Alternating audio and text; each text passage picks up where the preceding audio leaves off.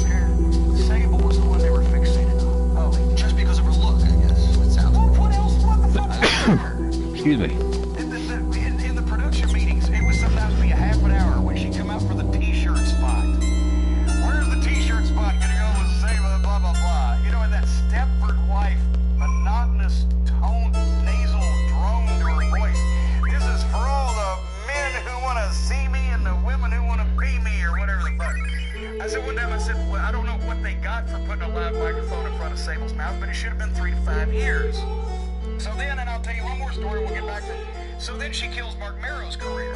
Because, of course, Marrow is overshadowed by this fucking statuesque blonde next to him, and he don't know how to be anybody but Johnny B. Bad. So they switch him heel, and he's got a boxer gimmick, and he's got this and that and all other things. Finally, he is booked in Los Angeles, either Anaheim or LA, one of the big arenas in Los Angeles, against Steve Austin in a main event. And the week before, on television or pay-per-view or whatever the fuck it was, I think it was pay-per-view, because I remember, actually, they told me they were going to do this at the warehouse at Studio Stamford, and I was gobsmacked, but I wasn't about to get, I wanted to see if this actually would take place.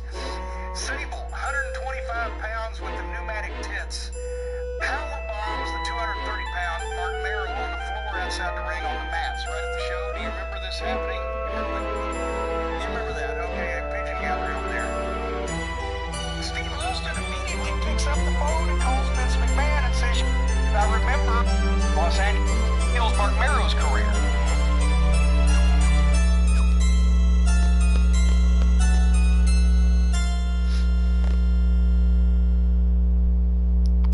Oh, you guys shouldn't have.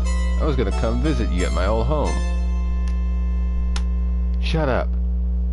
Do you guys come to fight Matrone after all that she's done for us? Renoa, what are you doing here? You're gonna fight me too? Come on, remember a year ago we... Stop it! Instructor Trick, I'm still one of your dear students, aren't I? Not anymore. It's too late, Cypher. You can't mess with our minds. To us, you're just another enemy, like one of those monsters. You're comparing me to one of them?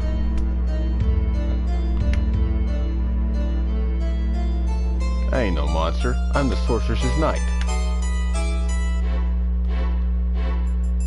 And look at you, attacking like a swarm. You guys are the monsters.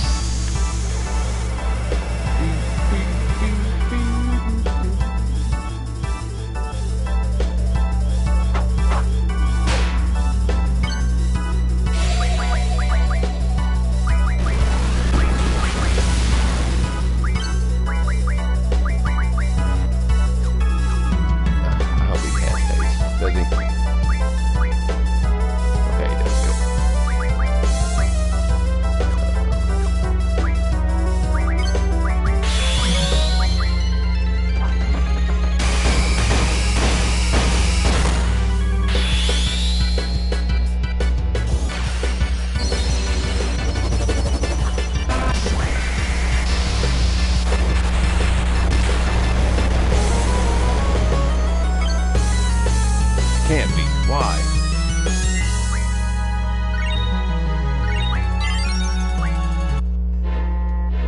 Worthless child.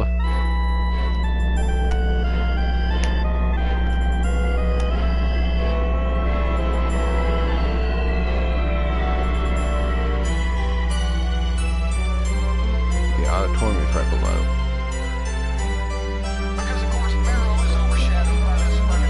There's no way you can expect Peter. He don't know how to be anybody but Johnny B. Bad, so they switch him heel, and he's got a boxer gimmick, he's got this and that and all other things. Finally, he is booked in Los Angeles, either Anaheim or LA, one of the big arenas in Los Angeles, against Steve Austin in a main event. And the week before, on television or pay-per-view or whatever the fuck it was, I think it was pay-per-view, because I remember, actually, they told me they were going to do this at the warehouse at Studio Stamford, and I was gobsmacked, but I wasn't about to get, I wanted to see if this actually would take place. Sable, 125 pounds with the pneumatic tits, power bombs the 230-pound Mark Marrow on the floor outside the ring on the mats right at the show. Do you remember this happening? You remember that? Okay,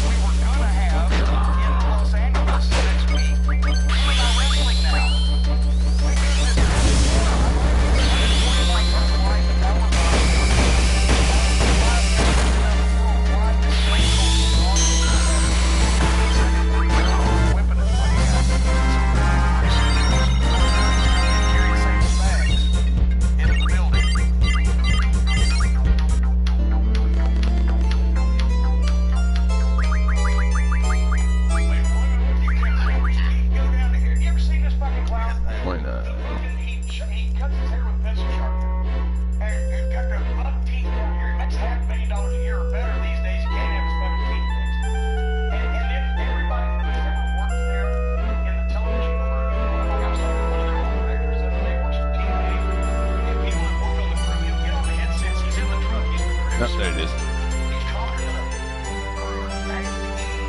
Chicks. And we're not wrestling. Alright, 29. I don't know why you think we're wrestling. Alright. Just because we play wrestlers in wrestling booths and wrestling training in a wrestling ring.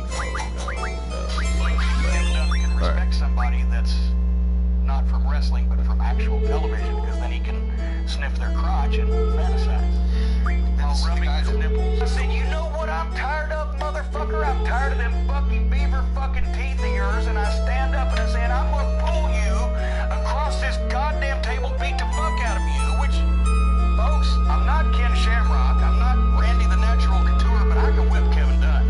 And I got out of production meetings with Kevin Dunn for 3 weeks because he didn't want to be in the same room with me. And then it came to Jim from Vince McMahon. You've got to apologize to Kevin Dunn. He's a very important member of the team here. His father once saved the fucking stage from his burning car around or whatever. So Kevin's got a job for life. So Kevin Dunn comes over to Vince's house and we say, Vince leaves us alone in Vince's dining room. And as I've worried all the time, I've never apologized like I didn't mean it. Goddamn, this fucking guy, he treated me like I was an African-American county lawyer. Ever since I've fucking been there, this is the Lassland thing, and the Southern thing, and the Northern thing, and I was about fed up with this motherfucker. But Vince demanded it. Vince wanted me to. I work here, so I'm gonna apologize to the guy. The fucking guy starts crying. But you don't understand. The kids at school, I was always teased about my tears. I swear to God, on my mother's grave, Kevin Dunn cried while I was apologizing to him about knocking his fucking teeth. Everybody talks about behind his back. And he was crying because the kids used to tease him in school, and he was crying. How can I be mad at the guy when he's crying at me? But at the same time, motherfucker, especially now since you make $2 or $3 million a year since the stock scam, get your fucking teeth fixed. Jim Ross booked all these legends, including Mr. Rushnick. Kevin Dunn is writing the pay-per-view format going over it. We've included a package in the show. He said, let's do that before the show goes on the air. I said, we got all these guys here. We want to see. Nobody's going to know who they are. Oh, God damn you. I hate you, motherfucker. I wish you'd just fucking drop over and burst into fucking flames. He said no one will know who they are. Nobody's going to know who they are. And, you know, it's NWA. That's not our fan. God damn you. Just fuck you. Go away and die and leave us wrestling fans to our fucking enjoyment. You fucking beaver motherfucker. I hate you to this day.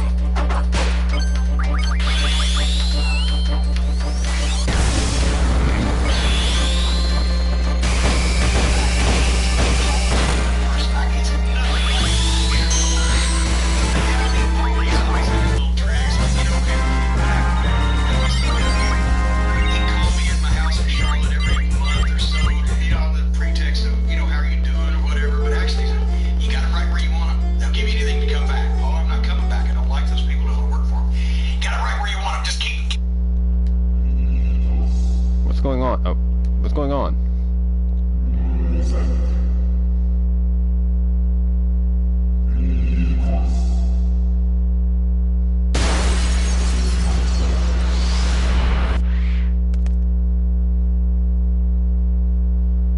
So the time has come. You're the legendary seed destined to face me. What is she talking about? I must say that I'm impressed. An impressive nuisance. Your life ends here, Seed. Worthless fool. You're not our Matrone? All seeds must perish. Even up like that, either he thought everything was always a work, because in his mind it is, or else was he was checking to see. One time he would put his arm around me like this, start walking to the door. If I were you, I wouldn't take this. He wanted to get me out of there. Paul is his pathological liar, and I said the time he'd rather climb a tree than be on the stage for us to tell the truth. And he hated that, but it's true. You can't even tell you went to hold back. Actually,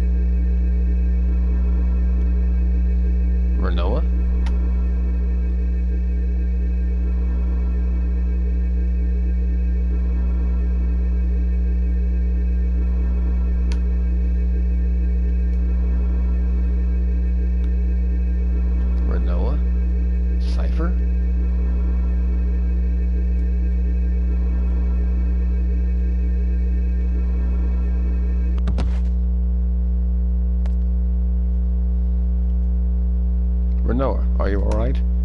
Squall. Questus. Selfie.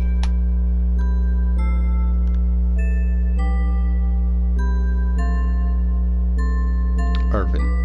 Zell. You've all grown so much and become so strong. I have waited for this day to come, and also feared this day would come. Is today a joyous day, or an odious day? Where is Elwyn? Have I protected Elwyn? I don't understand. Squall. It's Renoa. Renoa? What's wrong with Renoa?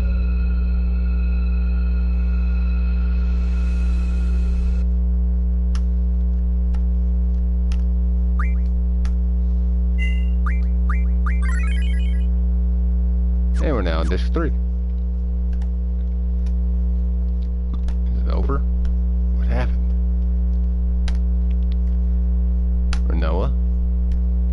What happened to Renoa?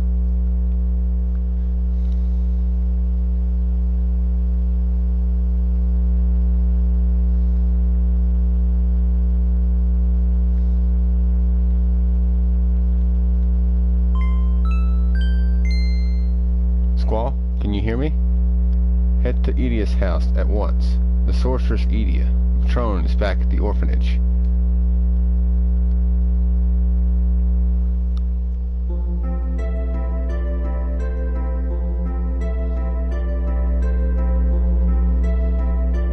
Is that?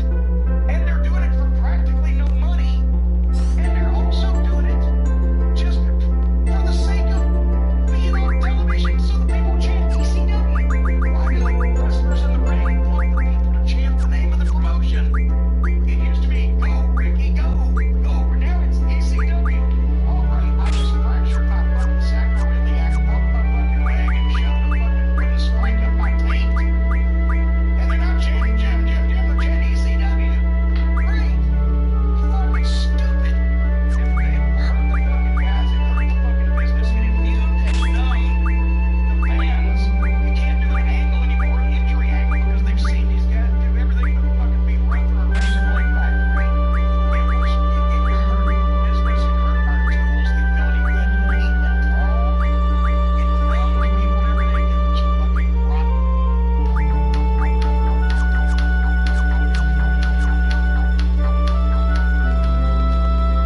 I think hardcore wrestling is the most ridiculous, fucking inane, stupid thing that I've ever seen in my life. And I talked about ECW.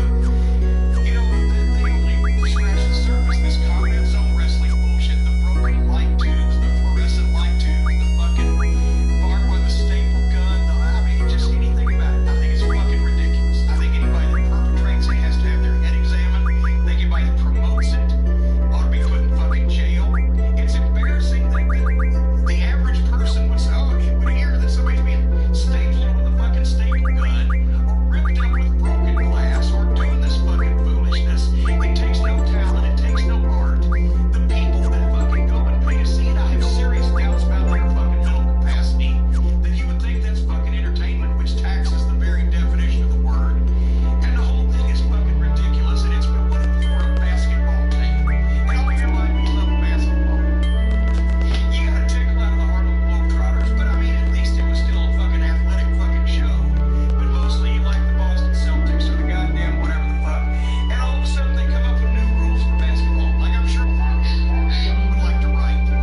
Where you've got to make the inbounds pass through across a flaming table. And if you gotta shoot a free throw, you gotta shoot it over a fucking 3 coils of barbed wire. And there's a guy on the fucking top of the goddamn basket that's gonna fucking try to spear the ball and puncture it and throw a spear at you and whatever the fuck. People, what the fuck is this? Why would anybody want to be involved in this?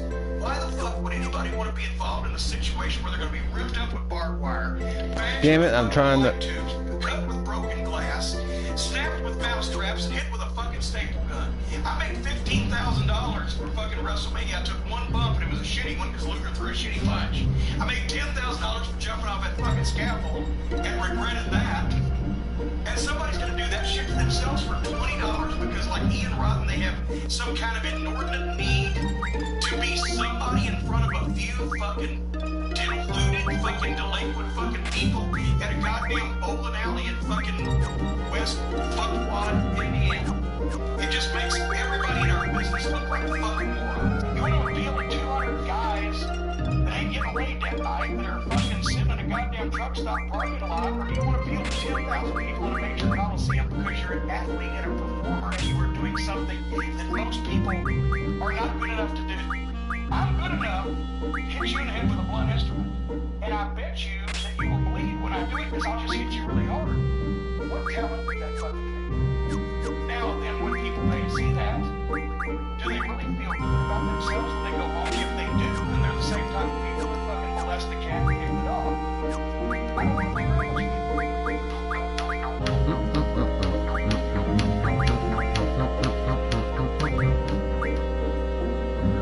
You employ about $40 million of your father's money that he dug up out of the ground has been thrown back in a fucking oil well that fucking dug because you're too stupid to fucking figure out that everybody else in the business ain't wrong. You are.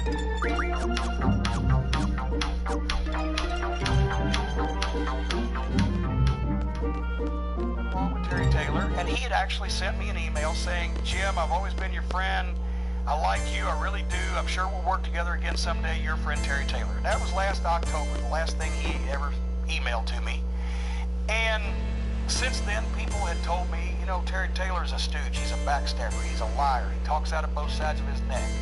He was in on it with they were trying to take over the company, take over the direction of the company. So I wrote Terry Taylor a simple little email doing two things.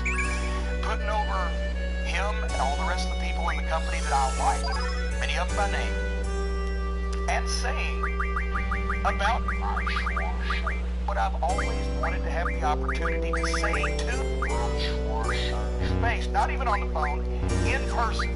Guess who flunked the stooge test? And you know, I'm not as broke up about it. I got hundreds of emails over the next several days after this happened, and I'll tell you why it happened in a second, but I got hundreds of emails, and I know what it's like to lose a friend. You know, it's a pain to go to people. I appreciate y'all thinking about me, but it wasn't that painful because I'd had people that I really do respect and really do believe tell me, I didn't have proof, but they told me Terry Taylor's a fucking weasel, so I just gave him a weasel test. The email wasn't intercepted by internet technology people or whatever, the IT people, because number one, I've been to the TNA offices. These people are lucky to be able to get their own emails, right? They got no staff. Secondly, the letter that I got sent the copy of was not the email that I sent to Terry Taylor. It was the email that Terry Taylor sent to in the time and date that he sent it to him through his personal email address. So he forwarded it and shot it right over. Just like the fucking spineless, dickless stooge that Terry has become since he wears that empty suit now because he's scared he'll get fucking fired because he's had so many problems everywhere else and he couldn't get hired in WCW because of human resources complaints about picking on the girls and all this stuff. But anyway.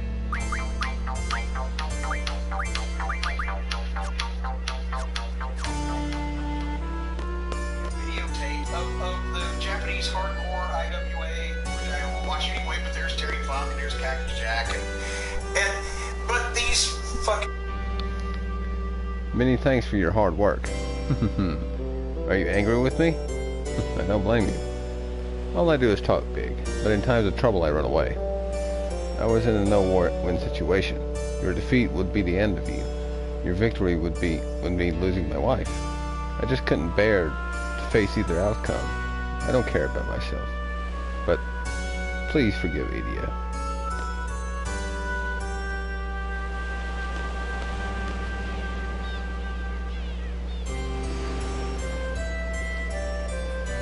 My children, please forgive me.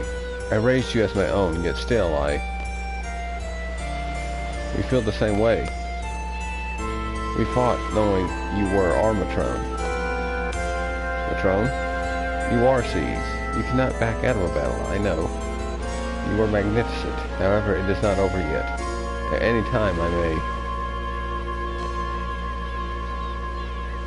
I have been possessed all this time. I was at the mercy of sorceress Ultimecia.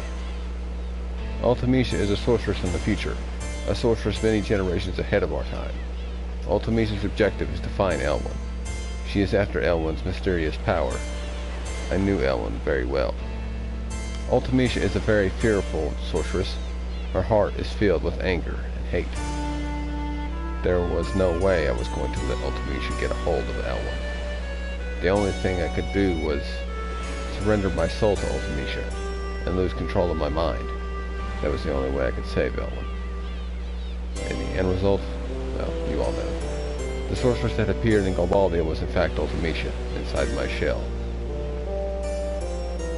Ultimisha has yet to achieve her goal.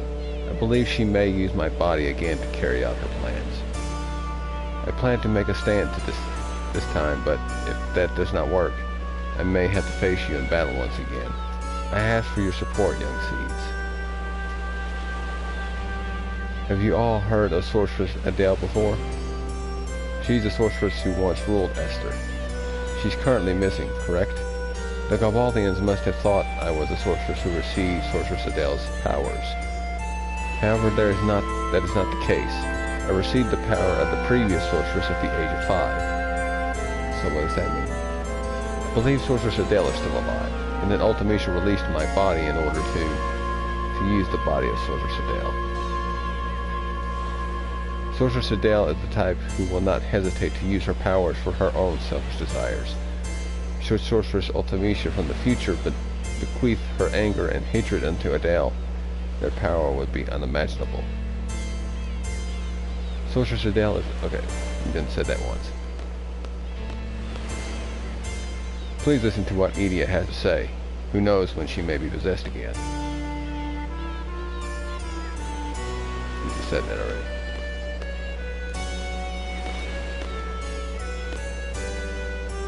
Come on, Squall. Let's hear Matrone out.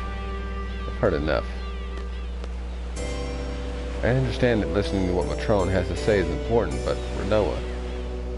Matrone? Do you know what's wrong with Renoa? Renoa is the girl in light blue. I remember vaguely. What happened to her? She was with us when we fought you. After the battle, her body was cold. She didn't move. Did Renoa die? No! Forgive me, Squall. I don't think I can be of any help. It's alright. Squall, I understand how you feel, but you are in a position of leadership. The other students at Garden have a right to know about the outcome of the battle and what's to come. Take whatever information you can get here, back to Garden.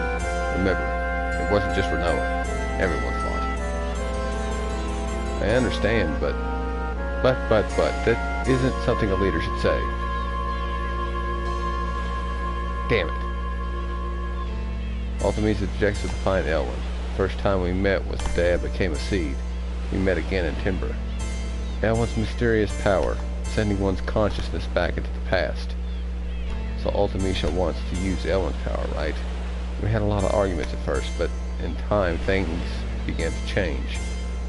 I get it. Ultimisha wants to send her consciousness from this period further into the past. What's she going to do in the past? You were looking at me. You smiled when our eyes met. Time compression. Time compression. It made me feel tranquil. It's time magic. Past, present, and future get compromised. Compressed. What's going to happen to the world? Why do something like that? Renoa, give me another chance. I can't even imagine a world where time is compressed. Yo, Squall. You're not even listening. So basically all we have to do is prevent Ultimisha from getting a hold of Elwyn. Yes, but we're going back to Garden. We have to let everyone know. Hey, you're worried about Renoa too, you know. Then why don't you... forget it.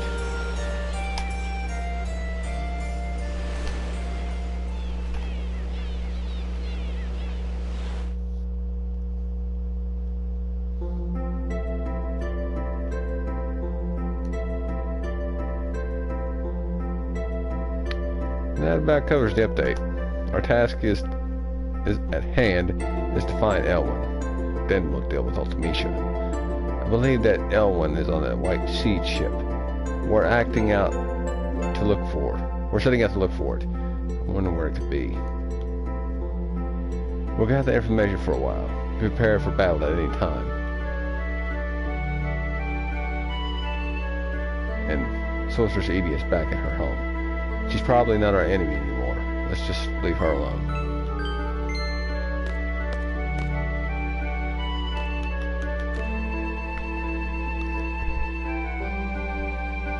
People, whoever the fuck they are in their real lives, are doing the commentary. They gave everybody phony names, and they're making a joke out of wrestling. These fucking imbeciles, they're fucking abortion. They're a goddamn shame to the music business, the wrestling business, and any other kind of business. I don't like the people that go to their fucking shows. The people that go to their shows are fucking garbage. You can quote me on this. They're people I don't want to be around. If I was running a wrestling promotion and people like that wanted to buy tickets to my event, I would discourage them from doing so, and I don't want their money because nobody that's sane and rational and reasonable would want to be around these type of fucking people. And they're fucking, and they pay because they, for some reason, have people who support this fucking line of bullshit that they put out as music. They pay wrestling legends to come to their fucking events, which I've talked to some of the guys who have gone to these things, and they start at midnight, and they take place in mud fields, and they have crowds who are fucked up on various fucking drugs and fucking create havoc, and they're garbage people who appeal to garbage people. And please quote me on all of this, anybody who wants to do so. So anyway, I'm doing a Q&A as is my tradition at the Charlotte Fan Fest one year, and this was a couple of years into it, and somebody said, oh, the Insane Clown Posse.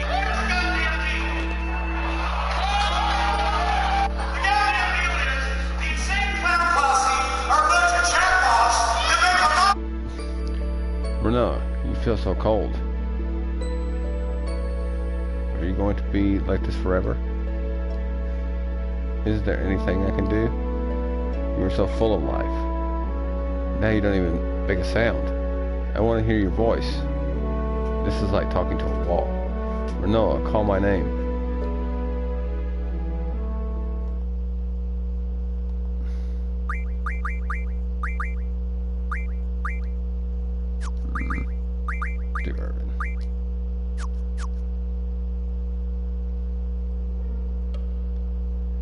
Why the heck do I have to do this? Because we have no mercy, or no money. Alright, I'm sorry. Yeah, so it's kind of my fault we stayed at the hotel so often. But heck, I'm not cut out to be an actor. So you say, but we know you're really quite excited. Okay, everyone, take your positions. Man, I can't believe this director making a movie with me, an amateur. What the heck am I supposed to do? Alright. So we were lucky I got the job. As long as we make some money, right? Are you serious? What kind of costume is this? No complaining. Let's go.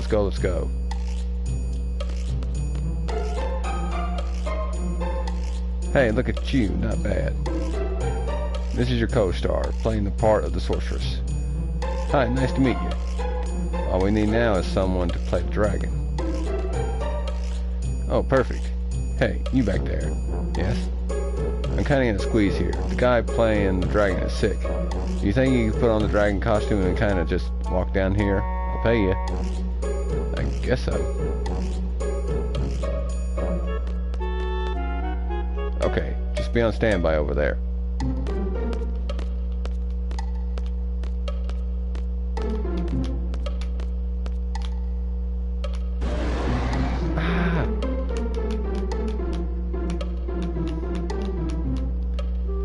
Okay, people, here we go. Scene 12, Death of the Sorceress. Ready? Action. Oh, Sir Knight, save me from the wicked dragon. Oh, okay. I'll save you from the dragon. Damn it, I'm getting all nervous here. And what's with this gun blade? Haven't used one of these since training. Kinda like this.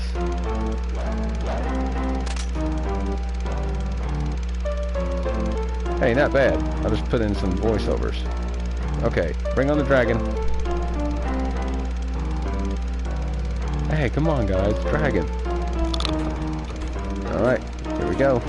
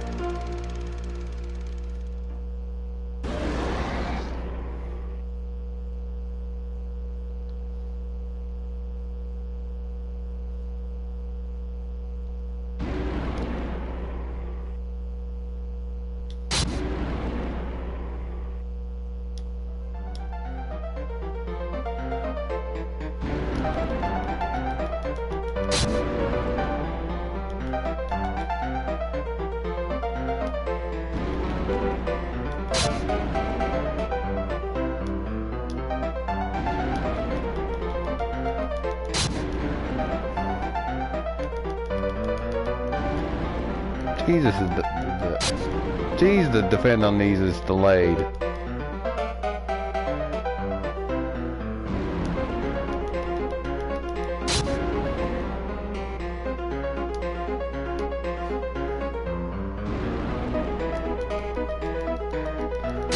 Ugh, so fucking delayed.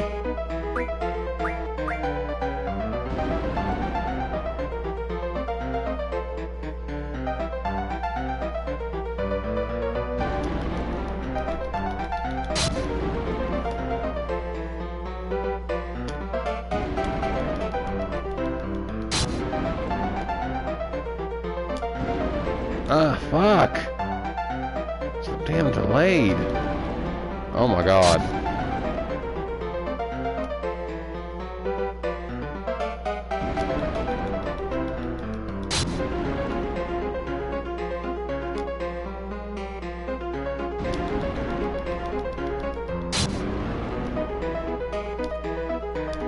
Defend.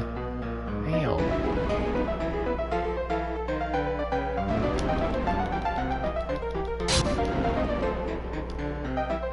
Defend! What? Oh my god. This fucking defend is too damn delayed.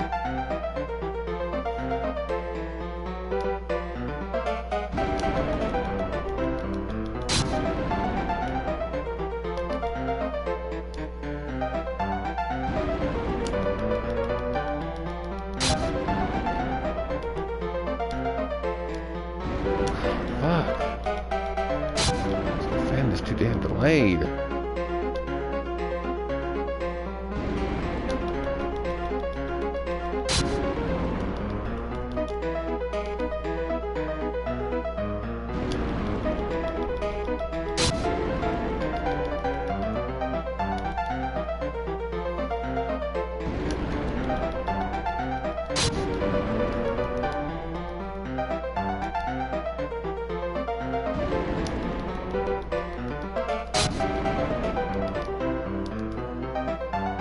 Defend, you idiot. God! Why is it so delayed?